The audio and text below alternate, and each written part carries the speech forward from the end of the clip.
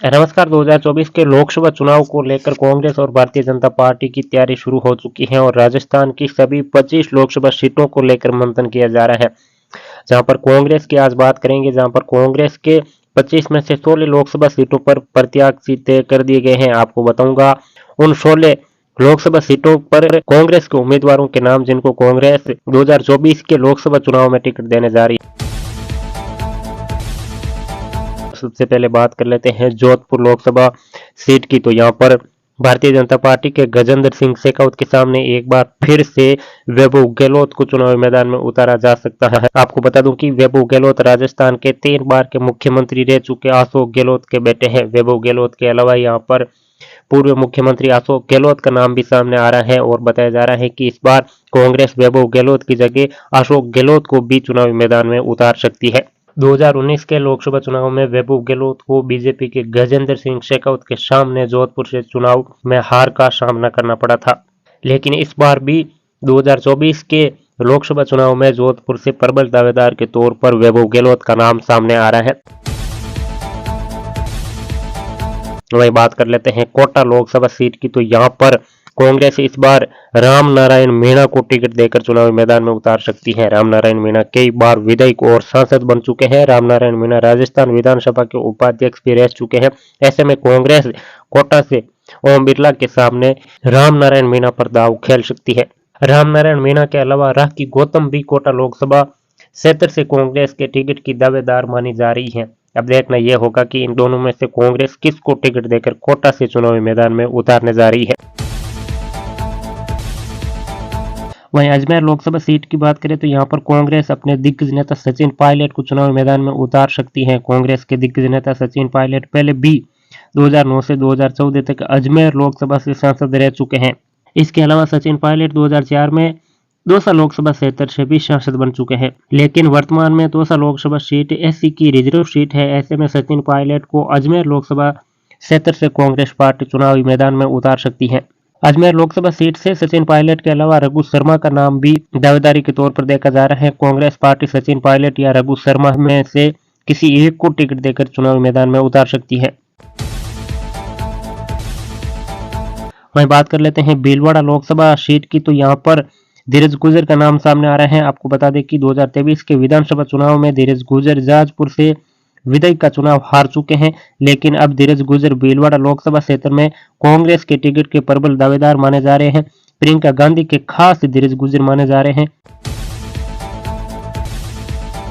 वहीं जयपुर ग्रामीण लोकसभा सीट की बात करें तो यहाँ पर अभिषेक चौधरी का नाम सामने आ रहा है। अभिषेक चौधरी युवा नेता हैं। अभिषेक चौधरी राजस्थान के एनएसवाई के अध्यक्ष भी रह चुके हैं। इसके अलावा 2024 के विधानसभा चुनाव में अभिषेक चौधरी जोटवाड़ा से कांग्रेस के टिकट पर चुनाव लड़कर बीजेपी के राजवर्धन सिंह राठौड़ के सामने चुनाव हार चुके हैं, लेकिन अब अभिषेक चौधरी जाट बाहुल्य क्षेत्र वाली जयपुर ग्रामीण सीट पर कांग्रेस के उम्मीदवार के तौर पर प्रबल दावेदार माने जा रहे हैं। अभिषेक चौधरी के अलावा जयपुर ग्रामीण से पूर्व विधायक कृष्णा पूनिया का नाम भी सामने आ रहा है। बताया जा रहा है कि इन दोनों में से किसी एक को टिकट दिया जा सकता है। जयपुर शहर लोकसभा सीट की बात करें तो जयपुर से प्रताप सिंह खाचरियावास का नाम सामने आ रहा है।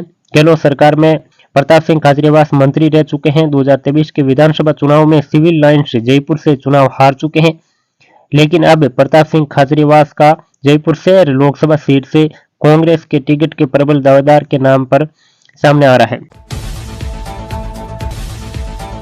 वहीं करौली धौलपुर लोकसभा सीट की बात करें तो यहाँ पर कांग्रेस के उम्मीदवार खिलाड़ी लाल बैरवा हो सकते हैं। खिलाड़ी लाल बैरवा 2009 के लोकसभा चुनाव में करौली धौलपुर से सांसद रह चुके हैं। ऐसे में इस बार भी खिलाड़ी लाल बैरवा को करौली धौलपुर से कांग्रेस के टिकट के प्रबल दावेदार के तौर पर देखा जा रहा है। हालांकि अंतिम फैसला कांग्रेस लेगी। टोंक सवाई माधोपुर लोकसभा सीट की बात करें तो नमो नारायण मीणा का नाम सामने आ रहा है। नमो नारायण मीणा भी 2 बार लोकसभा के सांसद रह चुके हैं। इसके अलावा नमो नारायण मीणा मनमोहन सरकार में केंद्रीय मंत्री के तौर पर भी काम कर चुके हैं। हालांकि नमो नारायण मीणा पिछले 2 लोकसभा चुनाव में हार का सामना कर चुके हैं, लेकिन फिर भी टोंक सवाई माधोपुर लोकसभा क्षेत्र से कांग्रेस के टिकट के प्रबल दावेदार माने जा रहे हैं। इसके अलावा टोंक सवाई माधोपुर से पूर्व उप मुख्यमंत्री सचिन पायलट भी चुनाव लड़ सकते हैं। सचिन पायलट का भी नाम यहाँ पर भी सामने आ रहा है। अगर अजमेर से कांग्रेस सचिन पायलट को टिकट नहीं देकर रघु शर्मा को देती है तो फिर टोंक सवाई माधोपुर से सचिन पायलट को टिकट मिल सकता है। सीकर लोकसभा सीट की बात करें तो सीकर से कांग्रेस के गोविंद सिंह डोटासरा का नाम सामने आ रहा है। आपको बता दूं कि गोविंद सिंह डोटासरा फिलहाल राजस्थान कांग्रेस के प्रदेश अध्यक्ष हैं और शेखावटी सीकर में कांग्रेस के बड़े नेता के तौर पर सामने आ रहे हैं। ऐसे में गोविंद सिंह डोटासरा को सीकर लोकसभा क्षेत्र से कांग्रेस टिकट देकर चुनावी मैदान में उतार सकती है। वहीं बात कर लेते हैं अलवर लोकसभा सीट की, तो अलवर से भंवर जितेंद्र सिंह का नाम एक बार फिर से सामने आ रहे हैं। कांग्रेस आलाकमान के खास भंवर जितेंद्र सिंह माने जाते हैं। भंवर जितेंद्र सिंह कांग्रेस के दिग्गज नेता भी रहे हैं। ऐसे में भंवर जितेंद्र सिंह को अलवर लोकसभा क्षेत्र से कांग्रेस के टिकट के प्रबल दावेदार के तौर पर देखा जा रहा है। इसके अलावा ललित यादव भी अलवर लोकसभा क्षेत्र से कांग्रेस के टिकट के प्रबल दावेदार के तौर पर देखे जा रहे हैं। अब बात कर लेते हैं बाड़मेर लोकसभा क्षेत्र की, तो बाड़मेर में हरीश चौधरी का नाम एक बार फिर से सामने आ रहा है।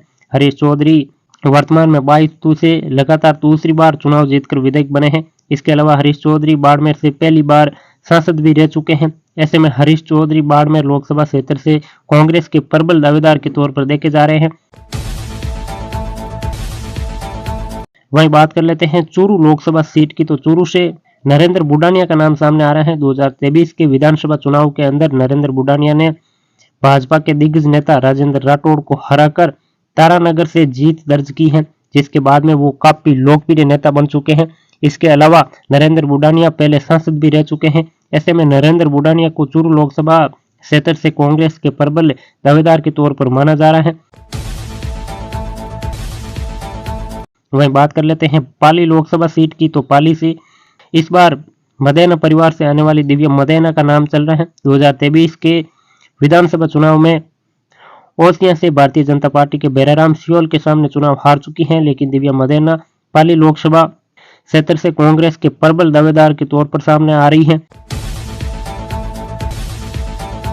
वहीं बात कर लेते हैं झुंझुनू लोकसभा सीट की, तो झुंझुनू से बात करें तो बरजिंदर सिंह ओला का नाम सामने आ रहा है। बरजिंदर सिंह ओला झुंझुनू विधानसभा से 4 बार विधायक बन चुके हैं। ऐसे में बरजिंदर सिंह ओला झुंझुनू लोकसभा से कांग्रेस के प्रबल दावेदार के तौर पर देखे जा रहे हैं। वहीं बात कर लेते हैं दौसा लोकसभा सीट की, तो दौसा से नरेश मीणा का भी नाम सामने आ रहा है। युवा नेता के तौर पर नरेश मीणा का सामने नाम आ रहा है। नरेश मीणा राजस्थान यूनिवर्सिटी के महासचिव भी रह चुके हैं। इसके अलावा 2023 के विधानसभा चुनाव में भी नरेश मीणा ने छाबड़ा 12 से निर्दलीय चुनावी मैदान में ताल ठोकी थी और 44,000 वोट प्राप्त किए थे। ऐसे में नरेश मीणा का नाम लोकसभा क्षेत्र से सामने आ रहा है।